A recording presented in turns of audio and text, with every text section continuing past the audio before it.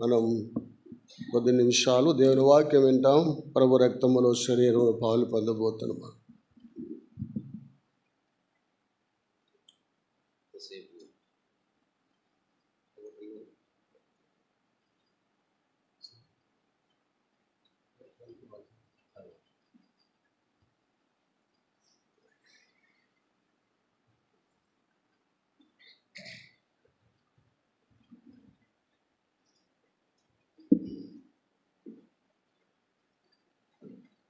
బలె బాలే మాట, బంగారు మాట, బైబుల్లో మాట, యేసు మాట.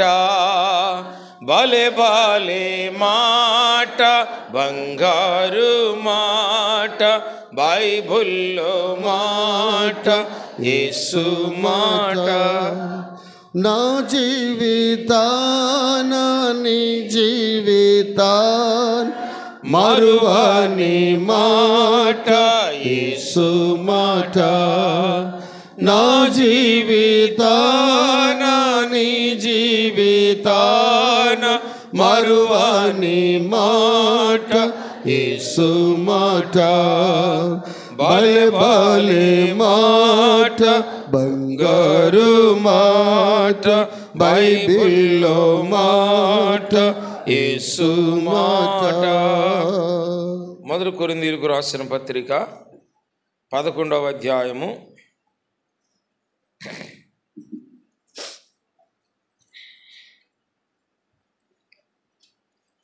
28వ వచనాన్ని 28, 29, 30 3 వచనాలు కలిసి చదువుకుంటాం.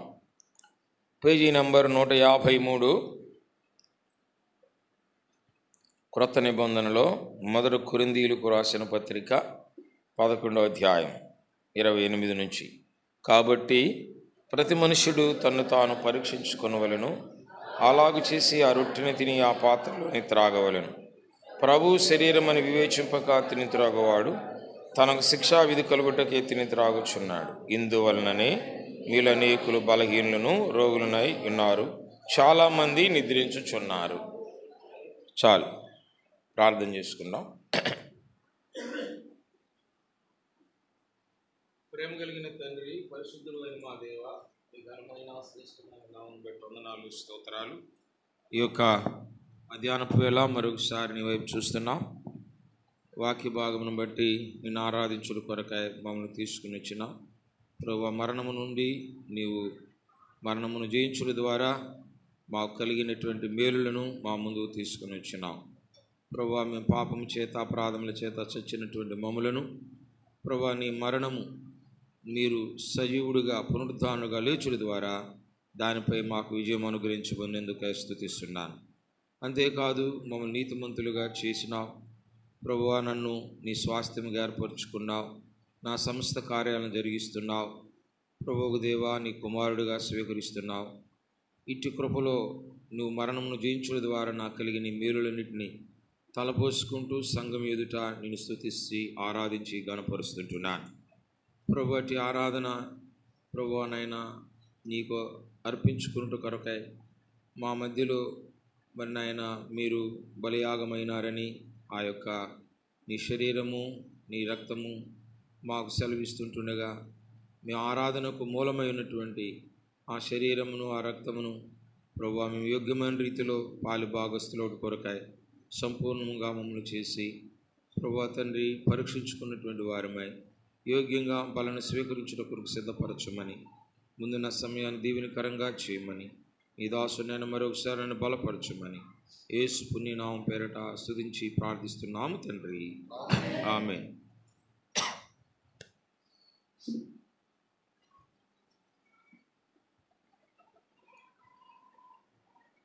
ఇక్కడ ఒక మాట మనకు తెలియచేయబడుతుంది. ప్రభువు శరీరమని వివేచింపక తిని త్రాగువాడు తనకు శిక్షా విధి కలుగుటకే త్రాగుచున్నాడు. ఇందువల్లనే మీరు అనేకులు ఏమవుతున్నారంటే అండి, ఒకటి ఏమవుతున్నారు, ఇందువల్లనే మీలో అనేకులు బలహీనులు, మొట్టమొదట బలహీనులు, తర్వాత రోగులు, తర్వాత నిద్రించుచున్నారు. చాలామంది నిద్రించుచున్నారంట. బలహీనత లేనిదే రోగం రాదు. రోగానికి ముందు ఏమొస్తుంది? బలహీనత వస్తుంది. అంటే మనం ఆత్మీయంగా ఎప్పుడైతే బలహీనమైపోతామో ఆత్మీయమైనటువంటి రోగగ్రస్తులమైపోతాం. బలహీనంగా ఉన్నప్పుడు దేనికి పనికిరాని వారంగా ఉంటాం. అంటే మనలో ఓపిక ఉండదు. తర్వాత రోగం వస్తే ఏ లక్షణం కలిగి ఉంటాము? ఆ రోగాన్ని ఎలాగా నయం చేసుకోవాలని ఏ వైద్యాన్నైనా స్వీకరించడానికి ఇష్టపడతాం. అంటే ద్వంద్వ మనస్తత్వాన్ని కలిగి ఉంటాం, చంచలమైన మనస్తత్వాన్ని కలిగి ఉంటాం. తర్వాత నిద్రిస్తున్నాం. నిద్రించేటప్పుడు ఏంటి? ఎడబాటును తెలియచేస్తుంది నిద్ర. ఈ లోకంలో ఏం జరుగుతుందో మనకి తెలియదు. నువ్వు ఎప్పుడైతే ఆత్మీయంగా బలహీనంగా ఉంటావో దేవునికి పనికిరావు. ఎప్పుడైతే ఆత్మీయంగా రోగగ్రస్తులుగా ఉంటావో స్థిరమైనటువంటి మనసు లేని వాడు అయిపోతావు. ఎప్పుడైతే ఆత్మీయంగా నిద్రిస్తావో దేవునికి నీకును సంబంధం తెగిపోతుంది. కనుక దేవునికి నాకును సంబంధం తెగిపోకముందే మన బలహీనత ఏంటో గుర్తుంచుకోవాలా, మన రోగం ఏంటో మనం తెలుసుకోవాలి. తెలుసుకుని యోగ్యంగా మనం బలను స్వీకరించాలని దాని అర్థం. అందుకే ఈ బలను స్వీకరించేటప్పుడు ఇది సామూహికమైనటువంటి బల్ల కాదు, వ్యక్తిగతమైనటువంటి బల్ల.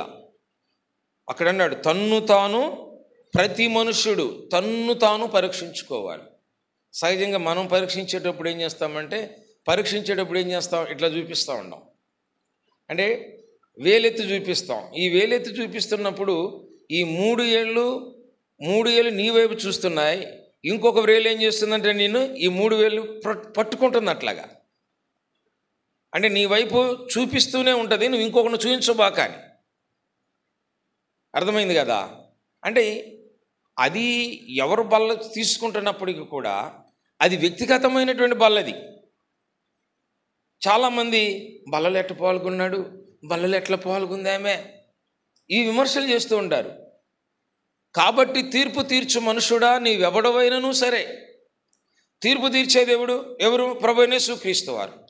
ప్రకటన గ్రంథం 22వ అధ్యాయంలో ఏమన్నాడు? 11-12 వచనాలు, ఇదిగో నేను త్వరగా వచ్చుచున్నాను, వాని క్రియల చొప్పున నేను వారికి ఫలితం ఇస్తాను. అక్కడ ఇంకో మాట అంటాడు, పరిశుద్ధిని పరిశుద్ధుడిగానే ఉంచు, నీతిమంతుడుగా నుండేమో, అన్యాయస్తుడిని అన్యాయమే చేయని, చేసేది నేను, తీర్చేది నేను అంటున్నాడు. కనుక ఈ వ్యక్తిగతంగా మన విమర్శ చేసుకుని ఆ బల్లను మనం సమీపించాలి. ఆ బల్లను సమీపించేటప్పుడు మన విశ్వాస యాత్రా జీవితంలో పునరుద్ధానుడైనటువంటి క్రీస్తు ద్వారా మనం కలిగినటువంటి మేలుల్లో ఏది ఆత్మీయమైనటువంటి జీవితంలో అది కార్యసాధకమవుతుందో కొన్ని విషయాల్ని పరీక్షించుకొని మన జీవితాలకు అన్వయింపజేసుకొని ఆ బలను సమీపించే వారిగా ఉన్నట్లు ప్రభు మనకు సహాయము చేయునుగాక. రండి, మొట్టమొదటిగా మనం చూసినప్పుడు ఆ పునరుద్ధానమైనటువంటి క్రీస్తు, మరి మరణమును జయించినటువంటి ఆ క్రీస్తు పునరుద్ధానుడైనటువంటి తరువాత మనకు కలిగినటువంటి మేలు ఏంటంటే, రోమీయులకు రాసిన పత్రిక 19వ అధ్యాయము 9వ వచనం. రోమీయులకు రాసిన పత్రిక 10వ అధ్యాయం 9వ వచనం చదవండి త్వరగా. అదేమనగా యేసు ప్రభువని నీ నోటితో ఒప్పుకొని దేవుడు మృతులలో నుండి ఆయనను లేపెనని నీ హృదయమందు విశ్వసించిన యెడల నీవు రక్షింపబడుదు. అంటే పునరుద్ధానుడైనటువంటి క్రీస్తు మృతులలో నుండి లేచిన తరువాత మనకు కలిగినటువంటి మరొక మేలు ఏంటి అనంటే, మానవాళ్ళందరికీ ఏం జరిగిందంటే అండి, రక్షణ కలిగింది కదా. అదే కదా, ఎవడైతే మృతులలో నుండి ప్రభువు లేచెనని తన హృదయమందు విశ్వాసం ఉంచుతాడో వాడేమవుతాడంటే అండి, రక్షింపబడతాడు. అంటే రక్షణకు మార్గం సరళం చేయబడింది. ఈ రక్షణ మార్గం సరళం చేయనప్పుడు ఈ రక్షణ ఏ విధంగా సరళం చేయబడింది? ఈ రక్షణ ఇవ్వటం కోసమై ఆయన ఎంత మరి క్రయము చెల్లించినాడు? ఆయన ఎంత క్రయం చెల్లించినాడు?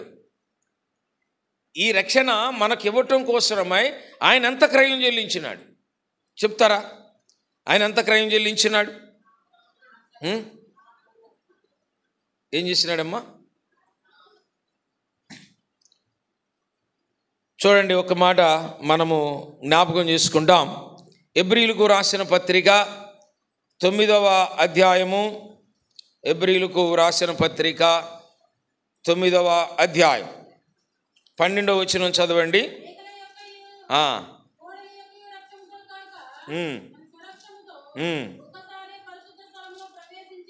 చాలండి. ఎక్కడికి వెళ్ళినాడంటే అండి ఈయన పరిశుద్ధ స్థలములోనికి వెళ్ళినాడు. ఎవరు? యేసు ప్రభు వారు. ఆయన లేవగానే పరిశుద్ధ స్థలంలోనికి వెళ్ళినాడా? వెళ్ళలేదా? ఇప్పుడు 2 మాటలు వచ్చేస్తాయి మనకి. నేను వెళ్ళలేదా అని గట్టిగా అడిగాను అనుకో, ఇటు అంటారు. వెళ్ళాడు అని అనుకో, ఇటు అంటారు. ఏంటి అసలు మీ నిర్ణయం ఏంటి? ఇక్కడ రాయబడింది ఏంటంటే, ఏలయనగా ఆయన ఏం చేశానంటే అండి, మేకల రక్తం తీసుకోలేదు, కోడెల రక్తం తీసుకోలేదు, తన స్వరక్తముతో ఒక్కసారే పరిశుద్ధ స్థలములోనికి ప్రవేశించినాడు. ఆ ఒక్కసారే పరిశుద్ధ స్థలములోనికి ప్రవేశించినాడా? దానికి రుజువు బైబిల్లో ఉందా? అసలు ఆయన పరిశుద్ధ స్థలములోనికి వెళ్ళినాడు అనటానికి ఆధారం ఏమైనా ఉందా? ఉంది. ఇంకెక్కువ సమయాన్ని మీతో పంచుకోదలుచుకోలేదు. యోహాను సువార్త రండి, 20వ అధ్యాయం. యోహాను సువార్త 20వ అధ్యాయం 17వ వచనం చదవండి. యేసు ఆమెతో, నేను ఇంకను తండ్రి యొద్దకు ఎక్కి పోలేదు కనుక నన్ను ముట్టుకొనవద్దు. అయితే చాలండి. ఇక్కడ ఏమన్నాడు? నేను ఇంకా నా తండ్రి యొద్దకు ఎక్కిపోలేదు. మత్తయి సువార్త 28వ అధ్యాయం 28వ అధ్యాయం 9వ వచనం. యేసు వారిని ఎదుర్కొని మీకు శుభమని చెప్పాను. ఆయన పాదములను పట్టుకొని, ఇప్పుడు ఈ 2 విషయాలు అర్థమైందా మీకు? ముట్టుకోవటానికి వస్తేనేమో ఇంకా నా తండ్రి యొద్దకు వెళ్ళలేదు అన్నాడు. ఇక్కడేమో ముట్టుకోవటానికి రాగానే మాట్లాడలేదు. అని ఇప్పుడు ఆయన ఈ ముట్టుకొని మ్రొక్కక ముందు ఎక్కడికి వెళ్ళినాడంటండి? పరిశుద్ధ స్థలములోనికి వెళ్ళిపోయినాడు. ఈ వాక్యాలను ఆధారంగా చేసుకుని అపోస్తలుడైన పౌలు చక్కగా వివరించినాడు అనమాట. కోడెల యొక్కయు మేకల యొక్కయు రక్తముతో కాక తన స్వరక్తాన్ని తీసుకుని వెళ్ళి తన తండ్రి యొద్దకు తీసుకుని వెళ్ళి చూయించినాడంట.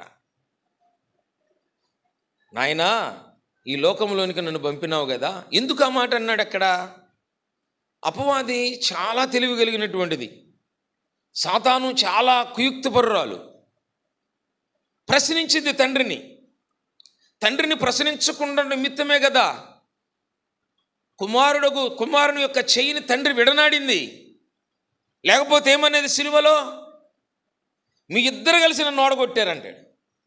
మీ ఇద్దరు కలిసి నన్ను ఓడగొట్టాడు. ఒక్కడే వస్తే నా బలం ఏందో చూపించాననేవాడు అప్పుడు. అందుకే తండ్రి అయినకు దేవుడు ఏం చేసినాడు? చెయ్యి విడిచేసినాడు. అందుకే ఆయన ఏమన్నాడు?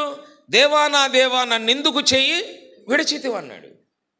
అందుకని ఈ రక్తం తీసుకుని వెళ్ళి తన తండ్రికి చూయించడంలో ఉద్దేశం ఏంటంటే, సాతాను మరలా ఆక్షేపణ చేయకూడదు, సాతాను ఇంకోసారి రుజువు అడగకూడదు. అయ్యా, నీ ప్రియకుమారుడి రక్తం నీకు తెలుసు కదా, ఇదిగో ఇది నా రక్తమే, ఈ లోకంలో ఉన్నటువంటి ప్రతి మానవాళి కొరకై చిందించబడిన నా సొంత రక్తం, నీకు తెలుసు కదా నా రక్తం ఏంటో, చూడు. దీనికి నువ్వేం చేయాలి? ఇప్పుడు ఆయన చూసి ఏం చేయాలి? ఆయన ఒక ఎంఆర్ఓ ఆఫీస్కి వెళ్తాం. ఎంఆర్ఓ ఆఫీస్కి వెళ్తే ఒక క్యాస్ట్ సర్టిఫికేట్ మనం బయట రాసుకుని వెళ్ళిపోయి ఎంఆర్ఓకి చూపించి తీసుకుని వస్తే సరిపోతుందా అండి? ఏనా? మరేం చేయాలి? సైన్ పెట్టాలి, సీల్ వేయాలి, అంతే కదా. అలాగే తండ్రి యొక్క దేవుడు అంట సీల్ వేసేసాడంట. ఎస్, ఇది నా కుమారుడి రక్తం, ఈ రక్తము నేను ముద్రిస్తున్నాను, ఇది నా కుమారుడు యొక్క రక్తం. ఓ అపవాది, ఓ సాతానా, మీరు ఎవరు ఆక్షేపణ చేయనవసరం లేదు. నా ప్రియకుమారుని లోకంలోనికి పంపుడు ద్వారా తన సొంత రక్తాన్ని చిందించి నాకు రుజువుగా చూపించినాడు. ఇది నా కుమారుడు రక్తమే. ఈ రక్తము ద్వారానే ప్రతి పాపము కడుగబడుతుంది. అందుకే యేసు రక్తం ప్రతి పాపమును కడిగి పవిత్రపరుస్తుంది. కోడెల యొక్కయు మేకల యొక్కయు బూడిద చల్లుటి యందు ఏ పాపమునకు విమోచన లేదు. అమూల్యమైనటువంటి నిర్దోషమైనటువంటి రక్తమే ప్రతి పాపమును కడుగుతుంది. ఆ నిర్దోషమైనటువంటి రక్తమే నా ప్రియకుమారుడు రక్తమని ఆయన రుజువు చేసి సీలేసి పంపించిన అప్పుడు ఈ భూలోకంలోనికి రెప్పపాటులో ఆయన రాగానే ఆయన కొరకు ఎదురు చూస్తున్నటువంటి ఆ స్త్రీలందరూ కలుసుకొని ఆయనను ఏం చేసినారంటే అండి, మ్రొక్కినారు. ఏందమ్మా చెయ్యెత్తుతున్నా, ఇంకా బల్ల ఇట్లా చెయ్యెత్తు అలవాటు అయిపోయినట్టు ఉంది. చెయ్యా అక్క, ఆహా మెనక నువ్వా అంటే ఇట్లా అంటే నేను వేరే అనుకున్నాలే, సారీ ఏమనుకోబాక. అంటే మన క్రమంలో చెయ్యొత్తండి అంటారు కదా, అందుకని అట్లా అనుకున్నాను, వినపట్లేదేమో అనుకున్నా, సారీ, ఎక్స్ట్రీమ్లీ సారీ. కనుక మేకల యొక్క కోడెల యొక్క రక్తము ద్వారా మనము విమోచించబడలేదు. ఆ రక్షణ యొక్క ఔన్నత్యాన్ని జ్ఞాపకం చేయటానికి మీకు ఈ మధ్యాహ్న కాల సమయం అందు మీతో మాట్లాడుతున్నాను ప్రియులరా. ఆ రక్తము పవిత్రమైనటువంటిది, నిర్దోషమైనటువంటిది, నిష్కలంకమైనటువంటిది. అలాంటి రక్తము చేత విమోచించబడ్డాం, రక్షించబడ్డాం. అలాంటి రక్షించబడటానికైనా మృతుల్లో నుండి తిరిగి లేచిన పునరుద్ధానుడైనాడు. ఆ పునరుద్ధాన క్రీస్తు యొక్క రక్తం నీ ప్రతి పాపమును కడిగి నీకు రక్షణ ఇస్తుంటే ఆ రక్షణ ఔన్నత్యము ఎంత గొప్పదో చూడండి. అందుకంటే హెబ్రీయులకు రాసిన పత్రికలో 2వ అధ్యాయంలో ఉన్నట్టుకుంటాను, ఇంత గొప్ప రక్షణను నీవు నిర్లక్ష్యము ఎలాగూ చేస్తావు. నిర్లక్ష్యం చేస్తాం రక్షణ నిర్లక్ష్యం చేయటం అంటే ఏంటి? వాక్యం అంటే మనకే అర్థమవుతూ ఉంటుందండి. దీంట్లో ఇది పెద్ద ఇదేం కాదు. బైబిల్ అనేటువంటిది సామాన్యమైనటువంటి భాషలో రాయబడింది. 1కి 4 సార్లు 5 సార్లు చదివితే దానిలో ప్రభువు నీకు క్రొత్త తలంపులు ఇస్తాడు. అందుకే వాక్యాన్ని గురించి చెప్పబడిన మాట ఏంటంటే అక్షయ బీజం అంటది. పేతురు అపోస్తలుడు అంటాడు 1వ అధ్యాయం 1 పేతురులో, హెబ్రీ పత్రికలో అపోస్తలుడైన పౌలు అంటాడు వాక్యము సజీవమైనటువంటిదని. దావీదు రాసినటువంటి కీర్తనలు అంటాడు వాక్యము జుంట తేనె దారల కంటే మధురమైనటువంటిది. కనుక ఈ వాక్యమును చదువుతున్నప్పుడు మనకు అర్థమయ్యే రీతిలో ఇంత గొప్ప రక్షణను నువ్వెందుకు నిర్లక్ష్యం చేస్తున్నావు? అండ్ రక్షణ నిర్లక్ష్యం చేయటం అంటే ఏంటి? రక్షణను నిర్లక్ష్యం చేయటం అంటే ఏంటి? ఇంత గొప్ప రక్షణ గొప్పదైన తీసుకొచ్చి ఎక్కడ పెట్టుకుంటావు? నువ్వు బయటపడేస్తావా? సరే, గొప్ప వాళ్ళని ఇంటికి వచ్చారు, బయట నుంచో పెడతావా? లోపలికి చేర్చుకుంటావు. వారి స్థాయిని బట్టి వారికి ఆతిథ్యం ఇస్తావు. బాగా లేనివాడు వచ్చాడు అనుకోండి, నాలాంటి లేని వాడు వచ్చాడు అనుకోండి, ఏమంటారు? నా ప్రైలాడన్నా బాగున్నారా? బాగున్నా. అదే కాస్త జాన్ డేవిడ్ అన్న లాంటి ఉండేవాళ్ళు వచ్చారు అనుకోండి, అన్న నువ్వేమనుకోబాక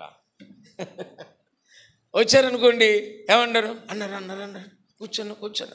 అంటే వాడి స్థితిని బట్టి వారి స్థాయిని బట్టి ఏం చేస్తారు? గౌరవం పెరుగుతూ ఉంటుంది కదా. అలాగే ఈ రక్షణ ఎంత గొప్పది! ఈ రక్షణ ఎవడైనా ఇచ్చేవాడు ఉన్నాడా? పాపాన్ని జయించినటువంటి వాడు ఎవడైనా ఉన్నాడా? పాపమునకు ప్రతిగా విమోచన క్రయధనం అర్పించిన వాడు ఎవరైనా ఉన్నారా? పాపమునకు వచ్చే మరణమును జయించిన వాడు ఎవరైనా ఉన్నాడా? లేరే. అలాంటి ఆ పాపను విడుదల చేసినప్పుడు ఆ రక్షణ గొప్పదిగా నువ్వు ఎప్పుడు చూసుకోలేవంటే మరలా తిరిగి పాపములోనికి వెళ్ళినప్పుడు. అర్థమైందన్నమాట. మరలా తిరిగి పాపములోనికి వెళ్ళుటయే రక్షణ యొక్క ఔన్నత్యాన్ని నువ్వు దూరం చేసుకుంటున్నావు. పాపం అంటే ఇక మనకు తెలిసిందల్లా పాపం అంటే ఒక్కటే కదా. పాపం అంటే ఏంటి? ఆజ్ఞాతిక్రమమే పాపం. బైబిల్ గ్రంథం అంతా కూడా ఎన్ని ఆజ్ఞల్లో ఇమిడి ఉందండి? బ్రదర్స్ చెప్తారా ఎన్ని ఆజ్ఞలు ఇమిడి ఉంది? ముందును కూర్చున్న వాళ్ళు యవనస్తులు కానీ ఎవరని 2 ఉంది. నిన్ను వలె నీ పొరుగువాడిని ప్రేమించి, రెండవది మొదటిది నీ పూర్ణాత్మతోనూ నీ పూర్ణ హృదయముతోనూ నీ పూర్ణ మనసుతోనూ నీ పూర్ణ వివేకముతోనూ ప్రభువుకు దేవుని నువ్వు సేవించాల. ఈ 2లోనే ధర్మశాస్త్రం మొత్తం, దేవుని యొక్క ఆజ్ఞలన్నీ కూడా ఇమిడి ఉన్నాయి. ఈ 2 ఎవడైతే పాటించాడో వాడు పాపం చేసిన వాడే. ఇది వేరేగేమీ లేదు. పాపం అంటే శరీర సంబంధమైనటువంటి పాపాన్ని బట్టి దేవుడు క్షమాపణ ఇస్తాడు. అది వ్యక్తిగతమైనటువంటిది. నా ఎదుకు వచ్చేవాడిని నేను ఏమాత్రమును త్రోసివేనన్నాడు. ఆయన క్షమించుటకు సిద్ధమైన మనసు కలిగిన వాడు. వ్యక్తిగతంగా ఎంతోమంది భక్తులు ఈ బైబిల్ గ్రంథంలో పాపమునకు గురైపోయి పాపం యొక్క దానికి పశ్చాత్తాపడి ప్రాయశ్చిత్తం చెల్లించుకొని మరలా తిరిగి లేచినారు. అందుకే వ్రాయబడి ఉంది, నీతిమంతుడు 7 మారులు పడినను తిరిగి లేచు. దేవుడిచ్చినటువంటి ఆజ్ఞలను నెరవేర్చని వాడు పాపం చేసిన వాడు. దేవుని ఆజ్ఞ రెండిటిలో ఇమిడి ఉంది ఎంత కూడా. ఈ 2 ఆజ్ఞలు పాటించకపోతే వాడు పాపం చేసిన వాడే. ఆ పాపం చేయటం వలన వాడికి రక్షణ లేదు. ఆ రక్షణ యొక్క ఔన్నత్యము, ఆ గొప్పతనము లేదు. అందుకే ఫిలిప్పీయులకు రాసిన పత్రికలో ఈ రక్షణ గురించి ఒక మాట చెప్పబడుతూ వచ్చింది. ఫిలిప్పీయులకు రాసిన పత్రిక అపోస్తలుడైన పౌలు ఫిలిప్పీయులకు రాస్తూ ఒక మాట చెబుతున్నాడు. 2వ అధ్యాయము చదవండి, 12వ వచనం. కాగా నా ప్రియులారా,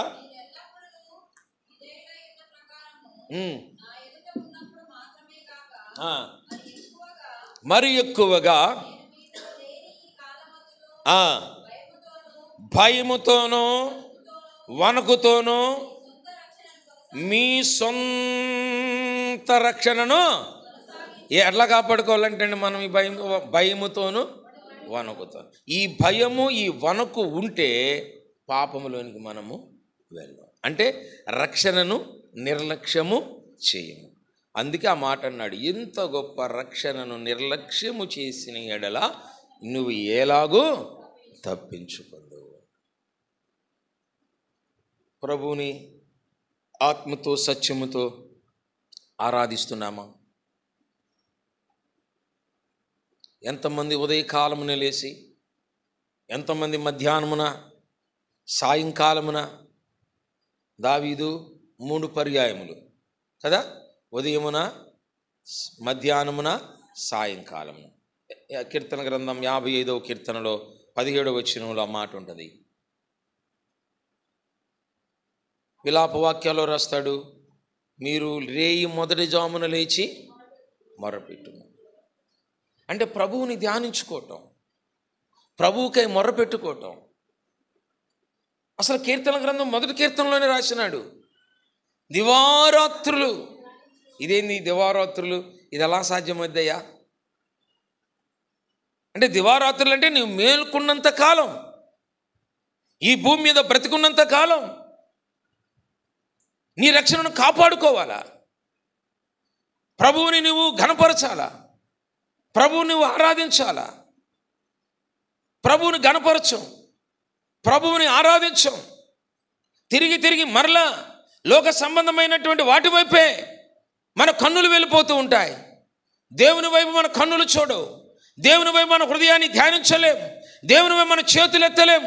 దేవుని మాటలు వినుటకు లక్ష్య పెట్టం. దేవుని మాటలు చదువుటకు మనం నోరు తెరం.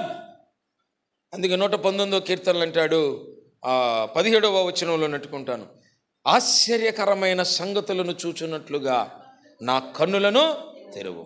34వ వచనంలో అనుకుంటాను, పనికి మాలిన వాటి వైపు నేను చూడకుండానట్లు నా కన్నులను మూసివేయము అంటాడు. వ్యర్థమైన వాటిని చూడకుండా కన్నులు త్రిప్పివేయము అంటాడు. చూసారా, మనం ఎలాగ ప్రభు వైపు చూస్తున్నామా? మనం తెల్లారులగిస్తే ఏం చూస్తామండి? సాతాను కూడా చాలా తెలివి కలిగినాడు. ఇది మన జేబుల్లోనూ మన దగ్గర ఇది పెట్టాడు కదా. ఇది పెట్టిన దగ్గర నుంచి ఎవరిని మనం చూసినా కానీ బస్సులు వెళ్ళేటప్పుడు కూడా ఇట్ట అంటారు, ఇక బండి మీద వెళ్ళేటప్పుడు కూడా ఇట్ట అంటారు. ఇప్పుడు ఇంకా చాలా సులువైన పద్ధతులు వచ్చినాయి. ఇంకేం సులువైన పద్ధతులు? బ్లూటూత్ ఇయర్ ఫోన్స్, బ్లూటూత్ వచ్చినాయి. వీడికిడిగా మాట్లాడుకుంటాడు, ఏం అర్థం కాదు. ఓ ప్రక్కన ఇద్దరు ప్రయాణం చేస్తున్నారు, ఇద్దరు కూర్చున్నారు, ఫోన్లో చెప్తున్నాడు వేరే వాళ్ళతో, ఆడ జరగరా అని అనుభవుతున్నాడు. ఆడు జరగరా అనగా వీడు కూర్చున్నాడు. వీడు కోపం వచ్చింది, నన్ను జరగమంటావేంద్రని వీడు వేసుకున్నాడు. ఇది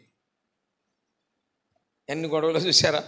ఎందుకు చెప్తున్నానంటే, రక్షణ ఔన్నత్యం ఏంటంటే 2 ఆజ్ఞలలో ఇమర్చబడి ఉంది.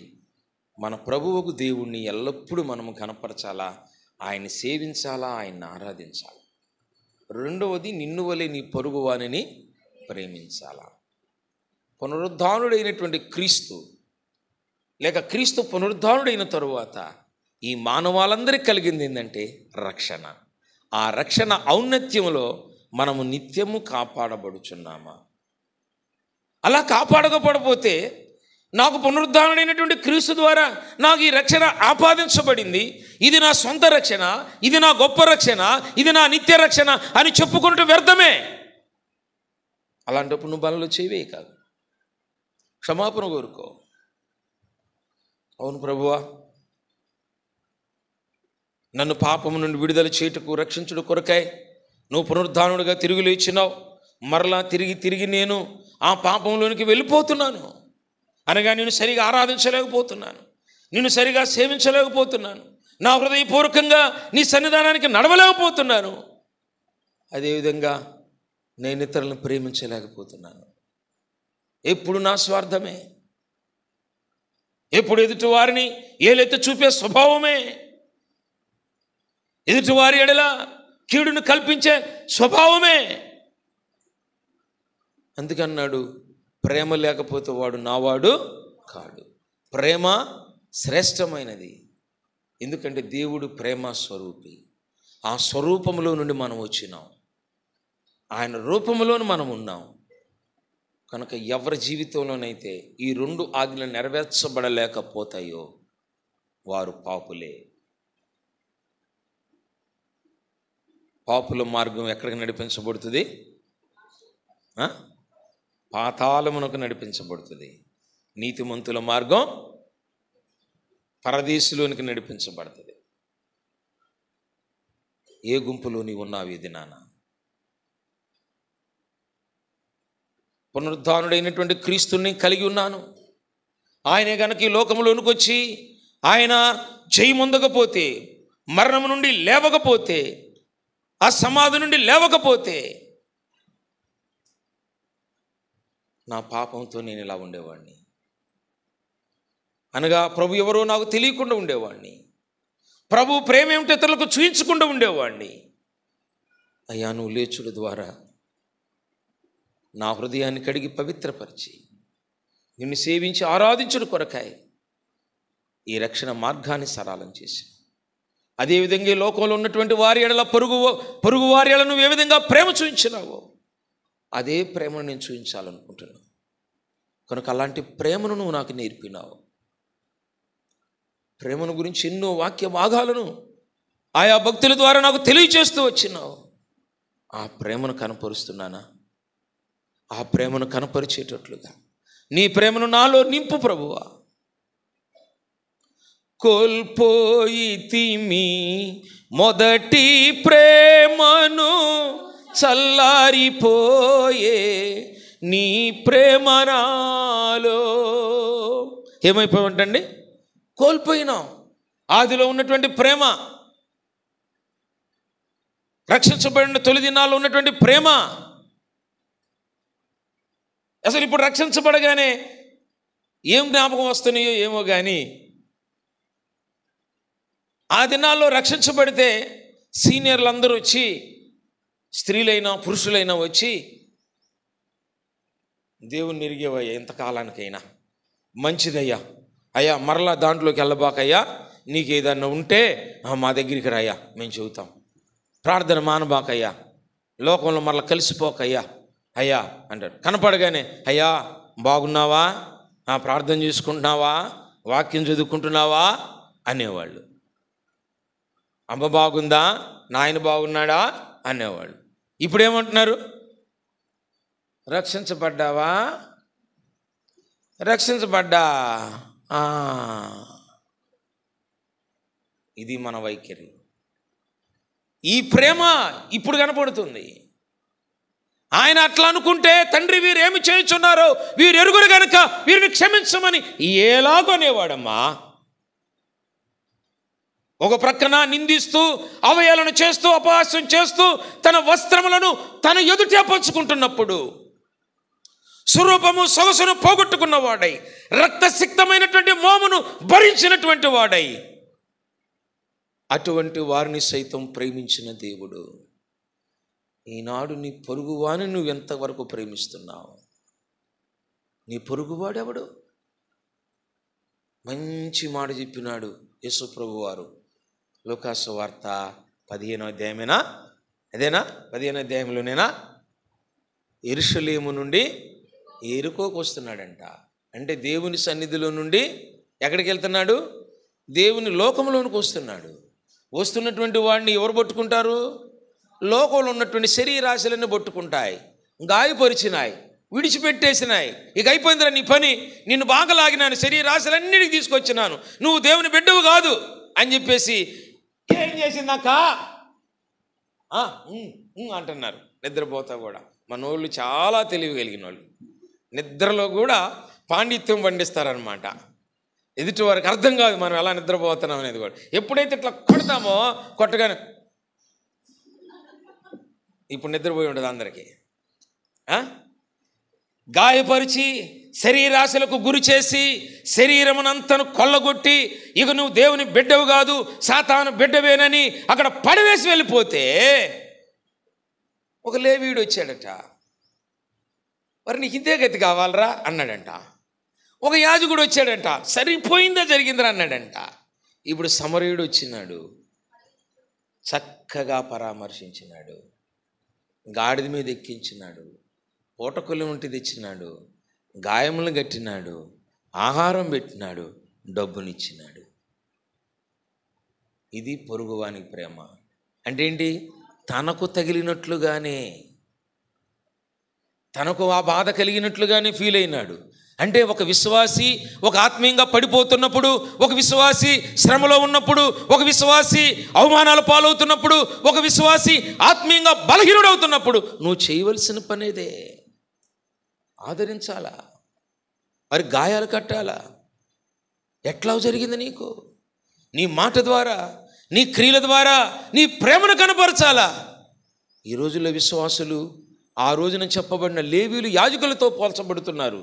వీడికి ఇదే శాస్తి. ప్రభు అలా చెప్పలేదు. నిన్ను వలె నీ పొరుగువానిని. ఇది రక్షణ అంటే ఇది. ఈ రక్షణ ఔన్నత్యం అంటే ఇది. ఈ రక్షణ గొప్పతనం ఏంటంటే ప్రభువుని సేవించుట, రెండవది నీ పొరుగువానిని ప్రేమించుట. ఈ రెండింటిలో మనం ఎప్పుడైతే తప్పిపోతామో మనం రక్షణలో నుండి తొలగిపోతాం. నువ్వు రక్షణ నుండి తొలగిపోయావంటే పునరుద్ధానుడైనటువంటి యేసు క్రీస్తువు ద్వారా కలిగినటువంటి ఆ రక్షణ ఏమవుతుంది? నిరర్ధకమైపోతుంది, సాధకం కాలేదు, కార్యకారి కాలేదు. ప్రియులారా, ఇప్పుడు ఏ గుంపులో ఉన్నావు? బేతనీ ఏంటి అర్థం ఏంటి? రొట్టెల ఇల్లు, అంతేనా? రొట్టెల ఇల్లు, సమృద్ధి, అన్నింటిలో సమృద్ధి ఉండాలా. ప్రాముఖ్యంగా ఈ రెండింటిలో సమృద్ధి ఉండాలా. ఉందా? కీచులాడుకుంటున్నామా? ఒకరినొకరు విమర్శించుకుంటున్నామా? ప్రభు అది చెప్పలేదు. పునరుద్ధానుడైనటువంటి క్రీస్తు ద్వారా కలిగిన మేలు ఏంటంటే రక్షణ. రక్షణ, ఆ రక్షణ అంటే పాపము నుండి, పాపం అంటే ఈ రెండిటి నుండి విడుదల పొందటమే. ఈ రెండిట్లోనికి తిరిగి వస్తే నీవు రక్షించబడినటువంటి వాడవు కావు, ఆ రక్షణను నిర్లక్ష్యము చేసిన వాడవుతావు. కనుక ఈరోజు ఏ జాబితాలో ఉన్నావు? పునరుద్ధానుడైనటువంటి క్రీస్తు ద్వారా ఆ కలిగినటువంటి ఆ రక్షణ అనేటువంటి మేలును కొనసాగించుకుంటున్నావా? కొనసాగించుకోవాలి. ఎందుకంటే ఆ సిలువను గూర్చిన ద్వారా, ఆ సిలువ ద్వారా పొందిన రక్షణ ఔన్నత్యం ఏంటో నీకు తెలుసు. తెలియనటువంటి వాడికి అది ఎలా ఉంటుంది? సిలువను గూర్చిన వార్త నశించుచున్న వారికి వెర్రితనముగా ఉంటుంది. రక్షింపబడుచున్న మనకు అంటే దినదినము మనం రక్షించబడాలా, పాపము నుండి రక్షించబడాలా, ఈ రెండు ఆజ్ఞలను కాపాడుకుంటూ ఉండాలా. అప్పుడే రక్షింపబడుచున్నాం. ప్రజెంట్ పర్ఫెక్ట్ కంటిన్యూస్ టెన్స్ అన్నమాట. అది మన జీవితంలో, ఒక వ్యక్తి యొక్క జీవితంలో ప్రజెంట్ పర్ఫెక్ట్ కంటిన్యూస్ టెన్స్లు జరగకపోతే ఏమైపోతాడు? మనుషుడు చచ్చిపోతాడు. ఏంటి చెప్పండి?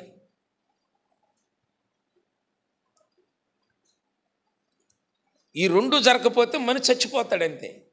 ఉశ్వాస నిశ్వాసాలు లేకపోతే చచ్చిపోతాడు. అంటే గాలిని పీల్చుకోకుండా, గాలిని వదలకుండా ఉంటే వాడు ఏమైపోతాడు? చచ్చిపోతాడు.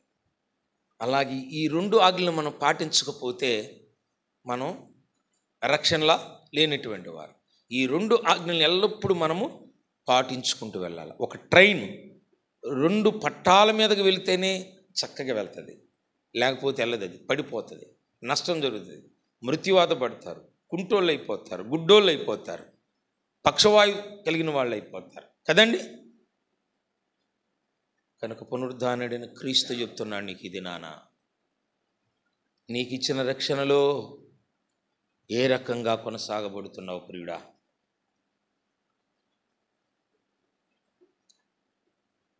ఒకసారి ఆ బలను సమీపించకముందు ఆ రక్షణ ఔన్నత్యంలో దాచబడినటువంటి ఆ 2 ఆజ్ఞలు మన జీవితంలో కార్యసాధకమవుతే ఎంత మేలు. ఓ ఇశ్రాయేలు, నీ భాగ్యమెంతో, యెహోవా రక్షించిన నిన్ను పోలిన వాడెవడు? అంటే ఈ రక్షణ లేనటువంటి వాడికి నీకు పొత్తు లేదు అసలు. పరలోకమందు ఆశీనుడైనటువంటి తండ్రి పరలోక ప్రేమను చూయిస్తూ వారిని కానానులోనికి చేర్చడానికి అనేకమైన అద్భుత కార్యములు, ఆశ్చర్య కార్యములు జరిగించి అనేకులకు భయము బెదురును కలిగించి ఆ కానానులో చేర్చినంత వరకు తన ప్రేమను వెల్లడిపరిచినాడు. అలాంటి దేవుడు ఈ లోకములోనికి మానవ రూపంలోనికి వచ్చి నిన్ను పాప మరణ నియమముల నుండి తప్పించటానికి సిలువ వేయబడి మరణించి తిరిగి లేచి ఆ పాపము నుండి విడుదలనేటువంటి రక్షణను నీకు ఆపాదించినప్పుడు ఆ రక్షణ ఔన్నత్యము నీలో నాలో ఎలా ఉంది? ఒక్క ప్రశ్న వేసుకుందాం. ఆ ఒక్క ప్రశ్నలో ఎన్నో మేలులు దాచబడి ఉన్నాయి. అట్లు పరీక్షించుకుని ఆ బలను సమీపిస్తాం. కనుక పునరుద్ధానుడైనటువంటి క్రీస్తు ద్వారా మనకు కలిగినది ఏమిటంటే రక్షణ. ఏంటి చెప్పండి అమ్మా, పెద్దవి చెప్పాలి, వినపడట్లా, అస్సలు వినపడలా. రక్షణ. నేను ఎంత పెద్దగా చెప్పినాను అంటే నీకు ఇది ఉంది కదా అంటారు. సరే, ఇది కూడా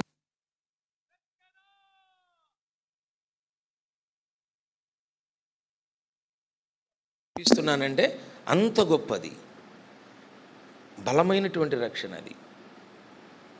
కనుక ఆ రక్షణలో మనం ఎలా కాపాడబడుతున్నాం? కనుక పునరుద్ధానమైనటువంటి క్రీస్తు ద్వారా నీకు కలిగిన మేలులో అదే రక్షణ. ఆ రక్షణలో నువ్వు ఎలాగా ఉండవు. తర్వాత ఈ పునరుద్ధానమైనటువంటి క్రీస్తు ద్వారా పునరుద్ధానుడైన తర్వాత కలిగినటువంటి 2వ మేలును మనం చూసినప్పుడు రండి, యోహాను సువార్త 20వ అధ్యాయము 23వ వచనం చదవండి.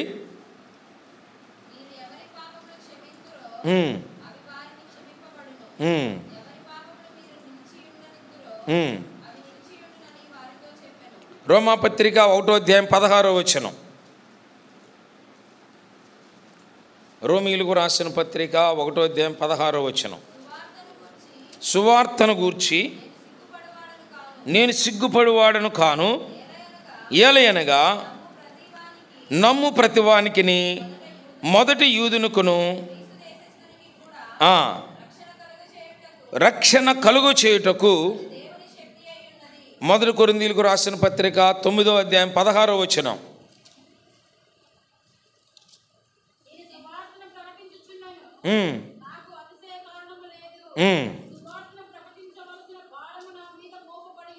మత్తయి సువార్త 28వ అధ్యాయం. మత్తయి సువార్త 28వ అధ్యాయము చూడండి, 18వ వచనం.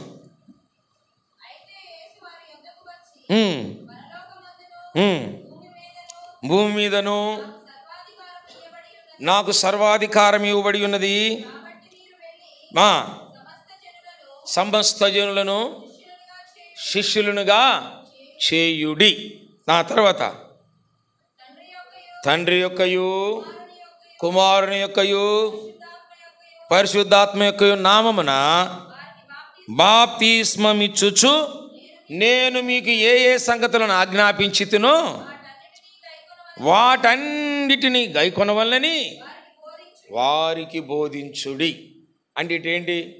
యేసు ప్రభు వారు తిరిగి లేచుడు ద్వారా మానవాళికి రక్షణ కలిగింది. యేసు ప్రభు వారు తిరిగి లేచిన తర్వాత రెండవ మేలు ఏమిటంటే మానవాళ్ళందరినీ ఏం చేయమంటున్నాడు? తన శిష్యులుగా చేయమంటున్నాడు. అంటే సువార్తను ప్రకటించే అధికారము ఇవ్వబడింది. అందుకే పౌలపోస్తులుడు ఏమన్నాడు? నేను సువార్తను ప్రకటించుటకు సిగ్గుపడువాడను కాను. 1 కొరింథీ 9:16 ఏమన్నాడు? ఒకవేళ నేను సువార్త ప్రకటించకపోతే నాకు శ్రమ. అంటే ఇప్పుడు సువార్తను మనం ప్రకటిస్తున్నామా?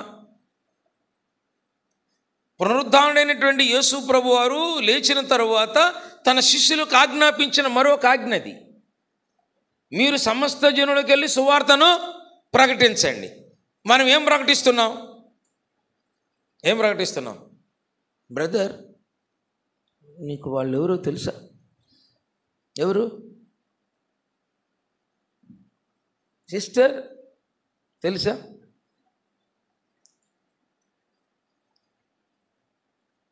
మేము రక్షించబడిన తొలి దినాల్లో లేదా మా చిన్నతనంలో దారిని వెళుతుంటే మేము వాళ్ళని చూసి గౌరవించి లేచేవాళ్ళం. నేను అప్పుడు యవన దశలో ఉన్నాను. యవన దశలో ఉన్నప్పుడు నేను కొద్దిగా ఈ చిన్న చిన్న అలవాట్లు ఉండేవి. ఏదో జోదం ఇలాంటివి ఆడేవాళ్ళం, రోడ్డు మీద ఆడేవాళ్ళం. అప్పుడు మా మాస్టర్ గారు శామ్యుయల్ గారు ఆంటీ తెల్లన్నమ్మ ఆంటీ ఇటు వెళ్తూ ఉండారు. అంత దూరంలో నుండి చూసేవాడిని నేను. ఆ టైం తెలుసు నాకు, వాళ్ళు ఇప్పుడే ప్రార్థన నుంచి ఇటే వస్తారని. నేను లేచి నిలబడేవాడిని, ఆ పేక ముక్కలన్నీ వెనకాల పెట్టుకుని నిలబడేవాడిని. ఆడేటప్పుడు నా వంతు అనమాట. వాళ్ళు వచ్చేసరికి నేనేదో ఒక అది ఆడాలి అక్కడ. వీళ్ళేమో నాయంక చూస్తూ ఉంటారు, ఈ ప్రక్కన ఉన్నవాళ్ళు, ఏందిరా కానివా టైం అవుతుంది, కానివా టైం అవుతుంది. నేనేమో అట్లాగే ఉండేవాడిని. ఎందుకు? వాళ్ళని తప్పనిసరిగా పలకరిస్తారు, అయ్యా అని పలకరిస్తారు. ఇంక రెండో మాట లేదు వాళ్ళకి, పేరు పెట్టి కూడా సామాన్యంగా పిలవరు, అయ్యా అని పలకరిస్తారు. అందుకే మా నాన్న దేవుణ్ణి ఎరిగిన వాడు కనుక వాళ్ళు కూడా స్నేహంగా ఉంటారు కనుక అట్లా పలకరిస్తారనమాట. ఎక్కడ కనపడ్డా పలకరిస్తారు. నేను అలా నుంచునేవాడిని. వాళ్ళు అక్కడ ఆగి, మాస్టర్ గారి కంటే కూడా ఆంటీ ఆగి, అయ్యా ప్రార్థనకి వెళ్ళొచ్చావా? ఏం చెప్పాలి ఇప్పుడు ఆమెకి? అబద్ధమే ఆడేవాడిని. ఆంటీ ఆంటీ అనేవాడు. వెళ్ళలేదులే నాయన నువ్వు, ఎందుకంటే ఆమె టీచర్ గారు కదా, ఎంతమందిని చూసి ఉంటుందో. వెళ్ళలేదులే నాయన. దానికి కూడా సరేనయ్యా వచ్చే వారం అన్న ఇల్లు అంటే వాళ్ళు పేకాట ఆడుతున్నారే, అక్కడ వారి దగ్గర మనం ఎందుకు ఈ మాట చెప్పాలి అనేటువంటి సిగ్గు వాళ్ళకుండేది కాదు. వాళ్ళు ఆదివారం వస్తే కొంతమంది సహోదరులను తీసుకుని హాస్పిటల్స్కి వెళ్ళేవాళ్ళు, పత్రికలు పంచేవాళ్ళు. మరి ఆ జాబితాలు ఇక్కడ ఉన్నటువంటి వాళ్ళు కొంతమంది ఉన్నారు. మనకు ఉంది, మరి ఆ విజయవాడలో ఉన్నటువంటి జోసఫ్ అన్న అక్క కూడా ఉండుంటుంది. వీళ్ళందరూ ఆ తరంలో ఉన్నటువంటి వాళ్ళు ఏం చేసేవాళ్ళు అంటే సువార్తను ప్రకటించడానికి సిగ్గుపడేవాళ్ళు కాదు. నేను టీచర్నే, లేకపోతే నేను ఇదేని కాదు. హాస్పిటల్స్లోకి వెళ్ళి కరపత్రికలు ఇచ్చేవాళ్ళు. ఈ రోజున అసలు ఆ పత్రికలు ఇచ్చే నాదుడే కనపడట్లేదు, నాదురాలే కనపడట్లా. ఆ భారమే లేదు. పునరుద్ధారణ క్రీస్తు చెబుతున్నటువంటి మాట అది. ఒక భారం. డానియల్ అని ఉన్నాడు, జానుల నాన్న. మళ్ళీ వీళ్ళందరి పేరు చేతి రేపు నన్ను పిలవరు, అయినా కానీ నాకు ఇష్టమే అంటే సాక్ష్యం కోసం చెప్తున్నాను అనమాట. డానియల్ అని ఉండేవాడు. ఆయన మిలిటరీలో చేసుకున్నాడు, ఏదో అయిపోయింది అనుకోవచ్చు కదా. ఈడకు వచ్చిన దగ్గర నుంచి కూడా ఆయన నేను ఒక సంఘాన్ని కాయాలి, కొంతమందికి సేవ చెయ్యాలి. నాకు తెలిసినంత వరకు ముసలిపాళ్ళు చేసినాడు, జాగర్లమూళ్ళలో చేసినాడు. చాలా కొద్ది సంఘాలు ఇవన్నీ కూడా. ఆయన సొంత క్రయం కూడా చెల్లించినాడు, ఆయన డబ్బులు పెట్టుకుని. అవన్నీ మేము ఎరుగుదాం, ఒక సాక్ష్యంగా చెప్పగలుగుతాం. అంటే భారం అది. సువార్తను ప్రకటించి అనేక మందిని శిష్యులుగా చేయాలని. మీరు వాళ్ళకి వ్యతిరేకులున్నా అనుకూలున్నా నాకేం బాధ లేదు, నేను చెప్పే మాట అది. మనమందరము కూడా అదే జాబితాలోనికి రావాలనని పునరుద్ధానుడైన క్రీస్తు చెప్పుచున్నమాట. సువార్తను ప్రకటించటం ఆ దినము నాడే ఆరంభమైంది. ఎప్పుడు? యేసు ప్రభు తిరిగి లేచిన తరువాత ఆ శిష్యులందరి మధ్యలోనికి వెళ్ళి ఆ మాట చెప్పినాడు. ఆ మాటను ఈ దినం వరకు ఎవరైతే నెరవేరుస్తారో ఆ క్రీస్తు యొక్క ఆజ్ఞను నెరవేర్చిన వారుగా ఉంటారు. ఆ పునరుద్ధానుడైనటువంటి యేసు క్రీస్తు ద్వారా కలిగిన మేలు నేను పొందుకుంటున్నాను, ఆ భారాన్ని నేను కలిగి ఉన్నానని చెప్పగలిగిన జాబితాలో ఉంటారు. దేవుని సేవ పరిచర్య పట్ల ఆ ఆకాంక్ష, అభిలాష ఎంతమందిని రాసినాడండి అపోస్తలుడైన పౌలు. రోమాపత్రిక 16వ అధ్యాయంలో ఆ సువార్త సేవలో పాల్గొన్న వారి యొక్క జాబితా అంతా ఉంది. సంఘాన్ని చేర్చుకున్నటువంటి అకుల ప్రిస్కిల్ల కుటుంబాలు ఉన్నాయి. ఫీబే అనేటువంటి ఒక యవనస్తురాలు ఆ యొక్క సముద్ర మార్గంలో ప్రయాణం చేసి కొన్ని మైళ్ళు నడిచి ఆయన ఇచ్చిన పత్రికలన్నీ తీసుకుని వెళ్ళింది. సంఘాలను పురుకొల్పినారు. చాలామంది ఉన్నారు అక్కడ. గాయు అనేటువంటి అతను ఆతిథ్యం ఇచ్చిన వాడుగా ఉన్నాడు. వీళ్ళందరూ దేవుని యొక్క సువార్త పరిచర్యలో, సేవా పరిచర్యలో పాలుభాగస్తులైనారు. అంటే ఆయన చెప్పిన ఆజ్ఞను నెరవేర్చినారు. ప్రియులారా, అలాంటి ఆజ్ఞ నెరవేర్చాలని యేసు ప్రభువారు తిరిగి మృత్యుంజయుడే లేచిన తరువాత చెప్పిన మాట ఏంటంటే, నా సువార్తను ప్రకటించుడి, నా పరిచర్యను కొనసాగించుడి.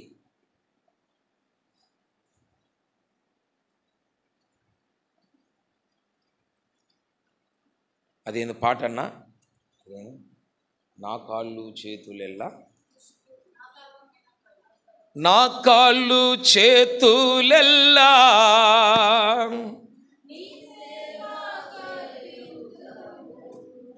నా నాలుక నిత్యము నిన్ను స్తుతింప నిమ్ము.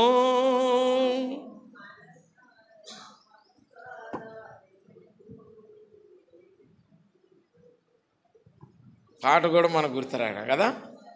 నీకే మహిమా ఘనత నా సర్వమైన ప్రభు, అర్పించుకొందు నీకై అంగీకరించు నేడే నీ సేవ చేయుటకై.